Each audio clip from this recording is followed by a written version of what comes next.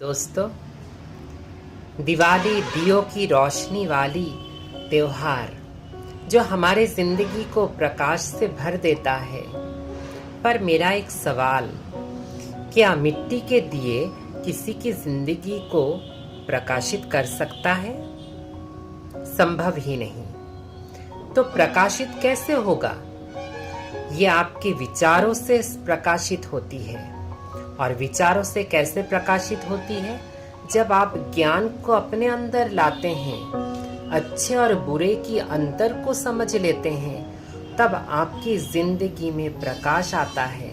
और वो प्रकाश जब हम दिया जलाते हैं तो अपने आप ही अंधकार भाग जाता है। इसी तरह से आप जब अच्छे बुरे का अंतर समझ लेते हैं, आपने ना जाने कितने समय से नकारात्मक, कमजोर सोच, आदत, व्यसन, पता नहीं क्या क्या कचरा जमा करके रखा हुआ होता है, वो सब एक एक करके भागता जाता है, खत्म हो जाता है अपने आप। आप कहेंगे अपने आप? हाँ, अपने आप होता है। क्योंकि जब हम विचारों में ये लाते हैं कि ये हमारे लिए सही नहीं है, कोई जानबूझ के अपने आप के साथ शत्रुता तो नहीं करता ना। तो इसलिए आप से अपने आप ही वो सब चीजें छूट जाती है, प्रकाशित हो जाता है। और जब प्रकाश हो जाता है तो अंधकार से मुक्त होकर सारे कलंक मिट जाते हैं। आपके घर में लक्ष्मी का आह्वान हो जाता है। लक्ष्मी अर्थात खुशी, लक्ष्मी अर्थात सुख, संपदा। कहते हैं खुशी और सुख जैसा संपत्ति और कोई नहीं, जो अपने अंदर से आती है।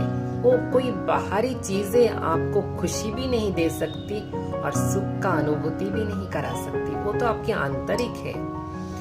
तो लक्ष्मी का आह्वान हो गया, कलंक और सारे जो कलुषित है वो सब मिट गए। तो आप क्या करेंगे? भगवान को धन्यवाद भी करेंगे ना। तो अच्छे अच्छे पकवान बना के हम भगवान को अर्पित भी करते हैं और साथ साथ सबको खुशियों की मिठाई वाली मिठाई बांटकर दिवाली मनाते हैं। जब हम खुद संपन्न बनते हैं, सुरक्षित बनते हैं, तो हम अपने सुरक्षा के दायरे को बढ़ाते हैं और साथ साथ अपने भाइयों को क्या करते हैं? विजय का तिलक। किस बात की विजय का तिलक? कलंक से मिटे, सारे कलंक मिट जाए उनकी जिंदगी से, सारे दोष, त्रुटि, कमजोरियां मिट जाए, इसलिए काजल और चंदन का टीका लगाते हैं। काजल इस बात का प्रतीक है कि आपकी जिंदगी से कलंक मिटे। ये भौएं में लगाते हैं और टीका भी लगाते हैं ताकि आप विजयी बनो, सारे कलंक मिट जाए और विजयी बनो, आपका उम्र दराज हो। तो ये जो त्योहार है, आप देखेंगे सारा का सारा एक सीक्वेंस की तरह आता है और हमें जैसे कुछ अंतर्निहित अर्थ बताकर जा रहा है। हम बाहर से इसको मनाते रहते हैं, अंदर नहीं जाते। जब आप अंतर्निहित इसका अर्थ को समझेंगे, आपको ये त्योहार मनाने में और मजा आएगा और आप समझदारी के साथ फिर उसको मनाएंगे।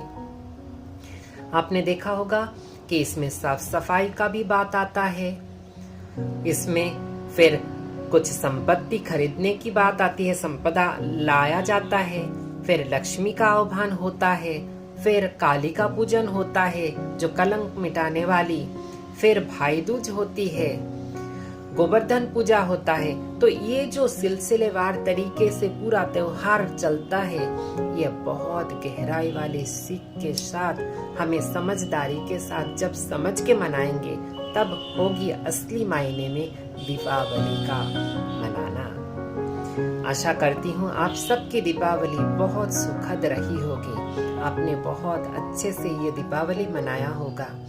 मेरे नज़दीक और मेरे दूर रहने वाले मेरे सभी भाइयों को मेरा बहुत बहुत दिल से शुभकामना।